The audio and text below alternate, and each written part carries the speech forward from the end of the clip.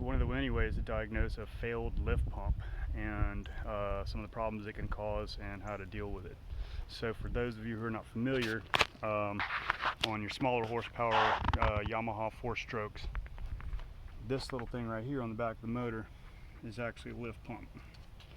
And what it does is it sucks fuel out of your fuel tank and pushes it out of through the outlet into your vapor separator tank over here on the port side of the motor under your intake, and it supplies the vapor separator tank with the fuel it needs to pressurize your fuel injection system. And so one of the most common one of the most common symptoms you'll see with a failed lift pump or a failing lift pump is that you're out running, the motor sometimes will lose power, or stall completely, and the only way you can get it back running is to squeeze the primer bulb to repressurize the fuel system. Primer bulb being this right here. Squeeze this a few times, get it where it's firmed up, and then suddenly you're able to start the motor back. Well, most of the time when motor conks out, you squeeze primer bulb, motor is able to run again for a short time until it burns the fuel that you've just squeezed into the vapor separator, and then it conks back out, and then you have to repeat that process of repriming by hand. That's because the lift pump has failed and it's not doing its job anymore. And so this one has had the added bonus of that this one is probably blown out the backside and is, as we'll see in a minute, dumping fuel inside the crankcase. And so, yeah, without further ado, let's dig on into this thing.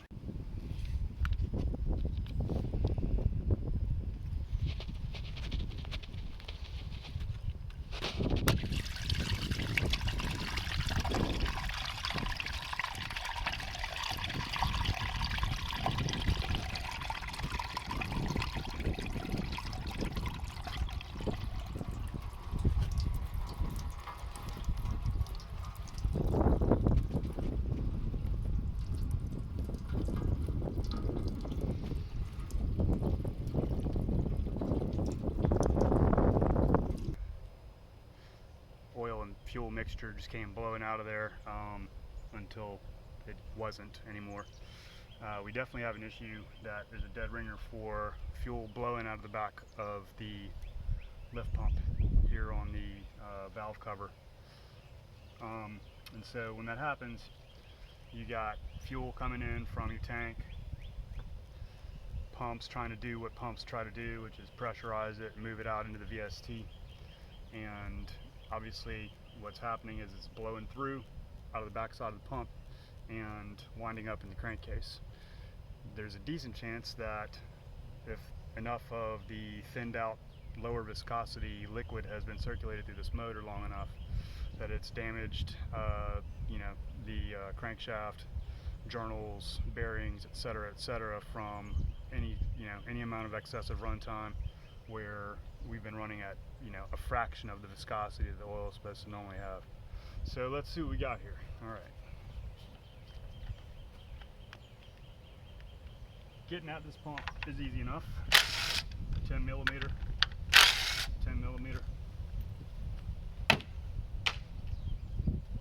Pump's off. Now, here's what we have.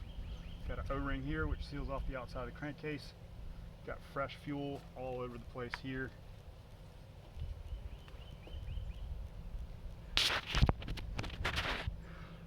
Now what I'm going to do is I'm going to go squeeze the primer bulb, see what we got.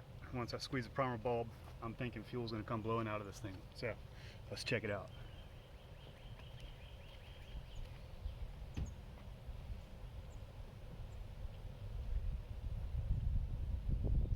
Just gave it 3 good squeezes.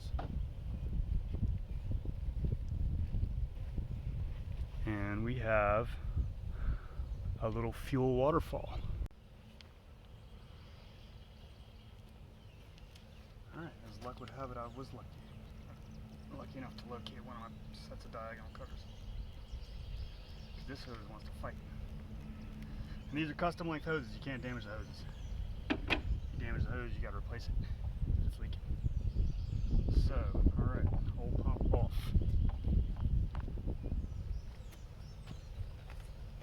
New pump, part number 6D8-24410-10.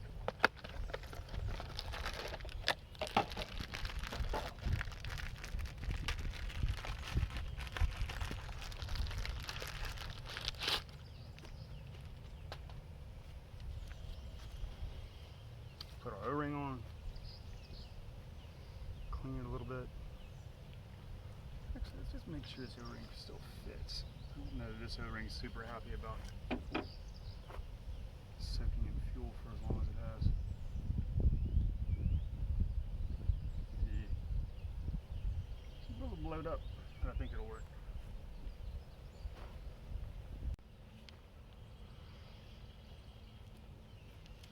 Alright, as luck would have it, I was lucky enough to locate one of my sets of diagonal covers. This hose wants to fight. And these are custom length hoses, you can't damage the hoses. You damage the hose, you gotta replace it if it's leaking. So, alright, old pump off.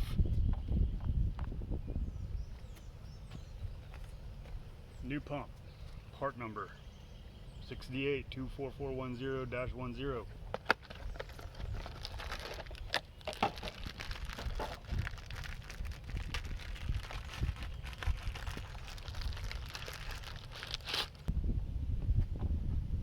Out arrow facing up. Really only one way to install these pumps.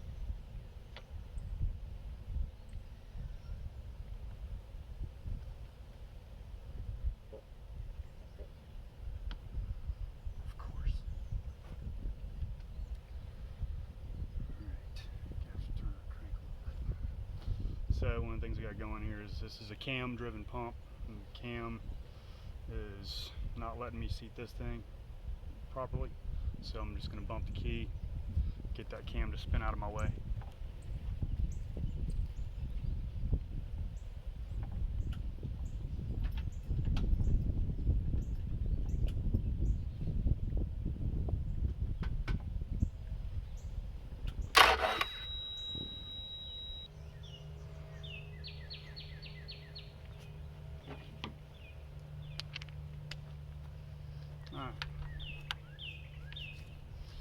So obviously, if you want to test and make sure your brand new pricey fuel pump is fully functional, you can connect it up to the hoses here, pressurize the hoses with the primer bulb like I showed you a few minutes ago, and make sure that it is not blowing fuel out of the backside of it, but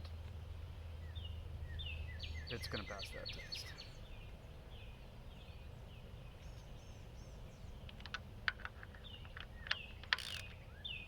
Don't need a ton of torque on this. You just, next thing I'm going to do, pour some oil in here, flush what I can flush out of this thing while I run it for a few minutes, and then I'm going to suck that oil out, put clean stuff in there for a final test run.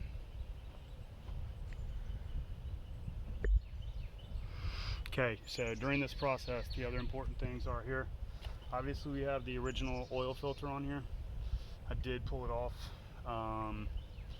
empty out whatever was in it, which these are the self-draining kind, the newer kind that Yamaha uses. There was nothing in there. Put it back on, just because what I'm doing here is basically a flush. Gonna add a little bit of clean motor oil here.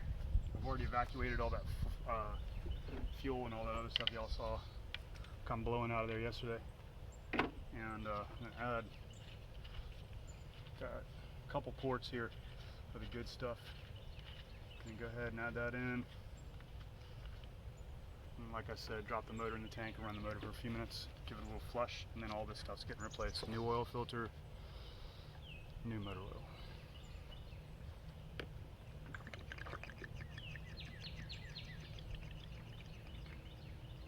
For those of you doing a lot of service work and a lot of maintenance on these motors, this jug right here is made by Oil Safe.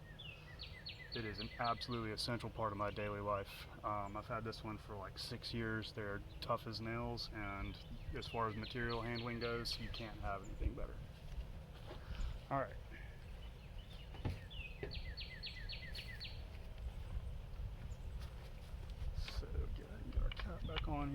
So right now, I basically took a couple of, maybe 2-3 quarts of oil max of clean, new 4-stroke. Put it back in here. Same filtration. Like I said, I'm gonna go ahead and spin this thing off in the tank. And number one, see if it runs, because it could be totally screwed. If it does run, then we'll go ahead and finish up with an oil change.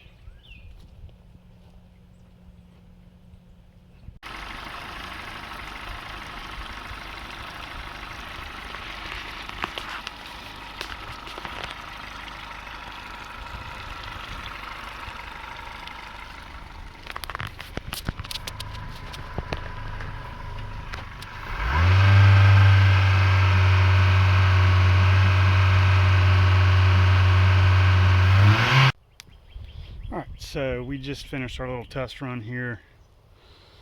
Ran the motor in the test barrel here for a few minutes. Rinsed a bunch of oil and stuff out of there that was like in the gear case and all over the place. So I went ahead and washed out the washed out the test barrel. Now I'm just pulling motor oil out using our little extractor here.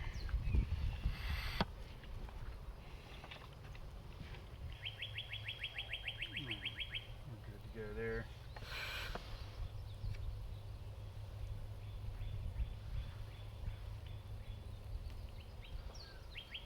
Something tells me our little oil extractor did not care for extracting anything with fuel in it.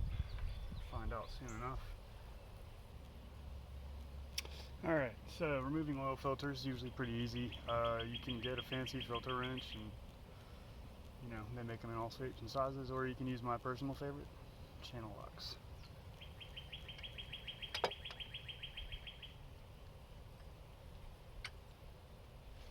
The old style Yamaha filters would stay full of fluid forever.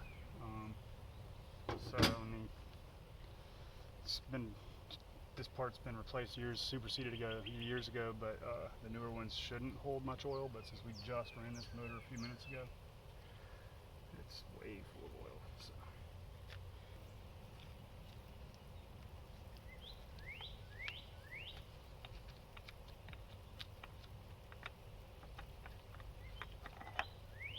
A little bit left in there, not too bad. Alright, go ahead and wipe down our gasket here, or our gasket surface. Get that all nice and clean and happy. So, this filter is obviously done.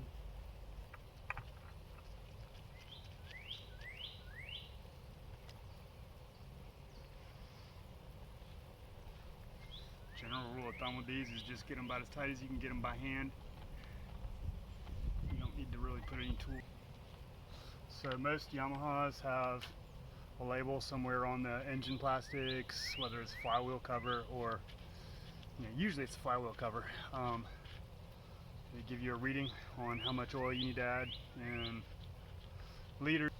So right now we got 3.9 quarts in here.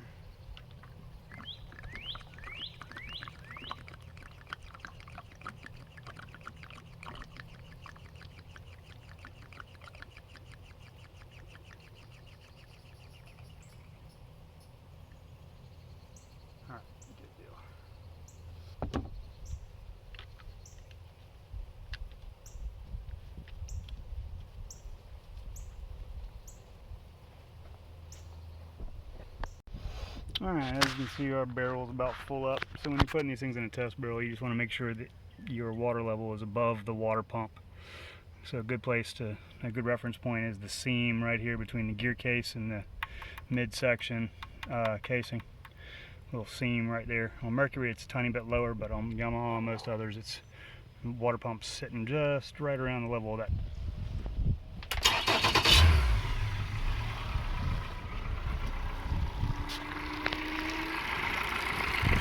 So yeah, all we're doing now is got fresh oil in it. Just checking for alarms. I'm gonna go ahead and pull a download in a minute. So we got on the ECU just as a formality, but it's encouraging right now that it's running good, doing what it needs to do. I'm gonna go ahead and shift it into a. So just put it in gear. It's running in gear now.